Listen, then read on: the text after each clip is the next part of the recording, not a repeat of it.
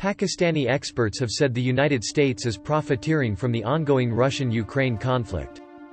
Well, what was happening after the post-Cold War era was that Russia and still is a part of international community framework.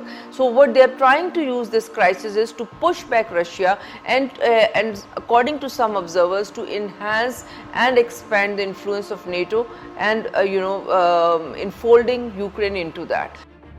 In the Ukraine crisis, what is happening is that it is the contractors in collusion with the governments, whether from the Western normally sides are supplying the weapons. The US committed the Stingers and hand Stingers and the Merc planes to the Ukrainians. The illegal flow of weapons and the weapons being given by the non-state actors, and whether in the garb of the contractors or in the garb of the technology transfer, they always benefit the ones who are from the backside. What's interesting about the United States sanctions is they're all sanctions on things that don't really matter to the United States.